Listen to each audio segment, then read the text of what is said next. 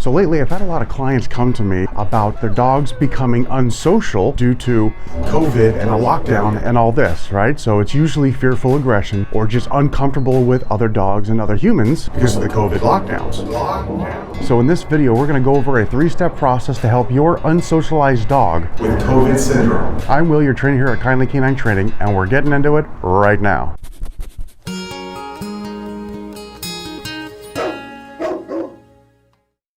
Step number 1, parallel pathways. Find a friend, family member, or neighbor to help you out with this. Go to a park or a large open area with minimal distractions. We're going to start a couple of 100 yards apart and walk both dogs parallel to each other with leashes on. So in this step, we don't need to worry about turning at the same time and walking at the same time back and forth. It doesn't matter about that. Just worry about compliance, focusing on you, and focusing on the walk. More on how to get your dog to focus and pay attention to you at the video up here. Every lap or turn, move 1 to 3 feet closer to the other dog. As long as they're focused on you, you can move closer each time you turn back and forth each lap. If they're barking, whining, or lunging towards the other dog, then move a few feet away or as far away as you need to regain compliance, and then continue the exercise. If you want to learn how to get rid of unwanted behaviors and bring balance back to your pack, start right now by subscribing and clicking the bell so you don't miss anything. Continue this back and forth until you can get within 10 feet of each other and still have compliance and focus from the unsocialized dog.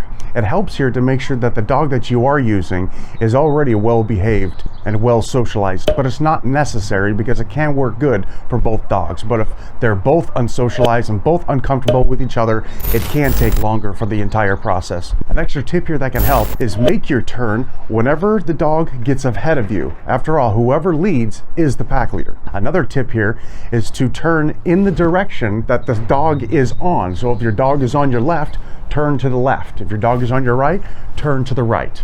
That way you cut them off and it makes them feel like, oh, I better watch this guy. That's what you want. Number 1, it helps to teach them to follow you instead of lead. And number 2, it helps to teach them to focus on you, which is what you want when you're out on the walk. They should be focused on you, not every squirrel and bird and cat and dog and person and child that they see when you're out on your walk. Whoever goes out the door first, whoever's in the lead on the walk is the pack leader, and that needs to be you, not the dog. Step number 2, walking together as a pack. Once you're able to do the back and forth turn and get within 10 feet of each other and still get compliance, we're ready for step 2. So in this step, we do want everybody to be in a line, all walking the same direction, everybody turning at the same time.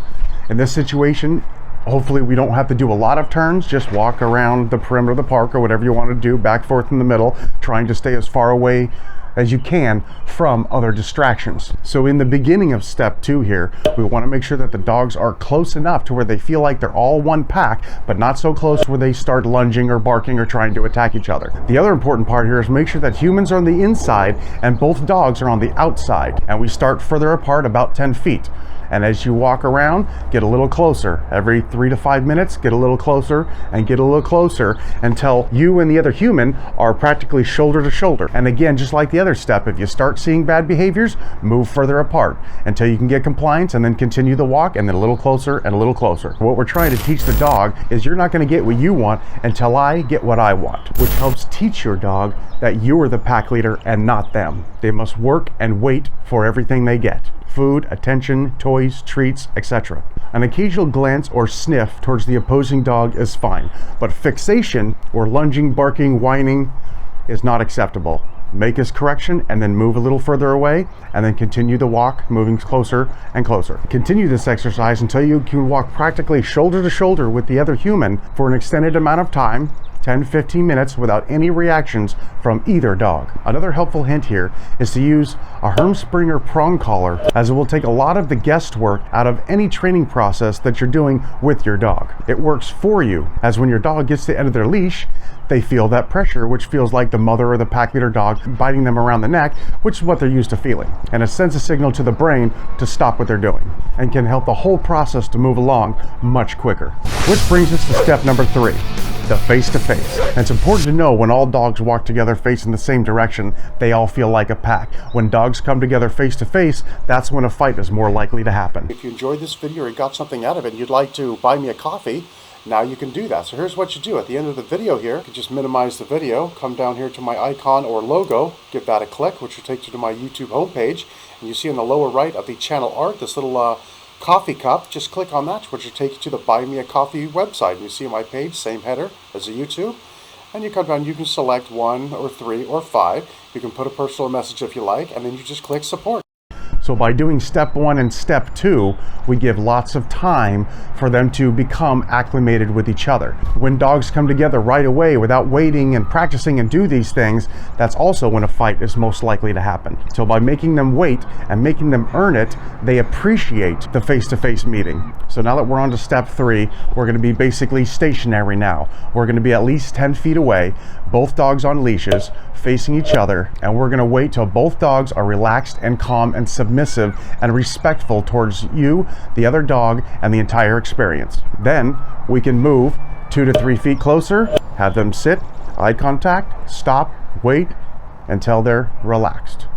And then we do it again, 2 or 3 feet closer, basically 1 step closer, and then we wait again. Again, we're trying to make them wait and earn everything they get. And when we're moving, make sure you pick one dog ahead of time that's going to stay stationary, usually the more calm, more relaxed dog, and then bring the aggressive dog a little bit, because he's the one that needs the training. He's the one that needs the stop and wait procedures, as you've heard me talk about in previous videos. Could take 10 seconds, 30 seconds, a minute, minute and a half, whatever it takes, until they're nice and calm. Then we can move 1 step closer and then wait again. Once you're about 45 feet away and everything's calm and respectable with both dogs, then we go ahead and do the face-to-face meeting. You can give a release word. Now the important thing to do here is keep it short. A fight usually happens between 2 dogs 5 seconds or longer, so no more than 3 seconds. We let them meet, sniff, 1, 2, 3, leave it, and turn and walk away. Enter that leave it command, and then turn to walk away 5-10 feet, and then do the process over again. If there's no signs of aggression in the first 3 or 4 3-second meetings, then we can make the next meeting a bit longer. Let it go for a minute, 2 minutes, 3 minutes, 5 minutes, whatever. Just pay attention to their body language. Tails that are straight up and not wagging is a dangerous sign. As soon as you've seen any signs of aggression, then we want to leave it, turn, and walk away. So the final part here of step 3 is if the first extended meeting goes well. After 3 to 5 minutes, nothing bad is happening, no signs of aggression arise, then we can take the leashes off. Granted, you're in a dog park or some kind of fenced-in area or large enough area that you feel confident that neither dog is going to be a flight risk. Then we can take the collars off and the muzzles, and we can let them continue to play. Let them chase each other, do whatever they want to do. At the beginning of this, you might want to use a very long, say 15 to 20 foot lead, so they have some area to go and play, but you always have a little bit of a leash on so that you can make a correction if need be. But if they're not showing any aggressions in the last part of step 3, they're most likely going to be okay, because we did all these steps moving forward and making them wait and making them appreciate the meeting with the new dog.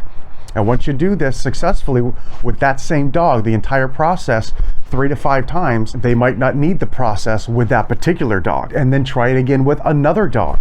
And with that dog, the whole process may go a lot faster, and that's what we're hoping for. Progress. Every time it goes quicker, to the point where you can just start 10 feet away meeting another dog and then make them wait a little bit, then go a foot closer, make them wait a little bit, and go 1 step closer, make them wait again, 1 step closer, and then that's where you should have to start the process once they start getting re-socialized and used to meeting other dogs. So when you're out on a walk, after you've completed this process 3 to 5 times and everything seems pretty good and pretty copacetic with 1 or 2 or 3 dogs that you've done this process with, just ask the other person if they're willing to just stop and wait for 30 seconds to a minute, and then come a step closer, 30 seconds or whatever, and come a step closer. If they're not willing to do that, then don't let your dog meet that dog. But if they are, that's great for you, and it's great for their dog.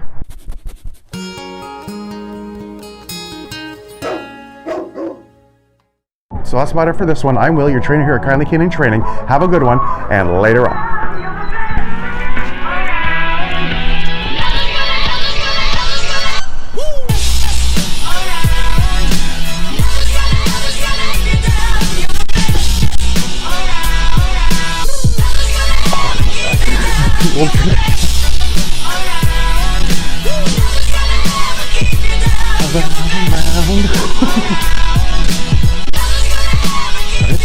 protect.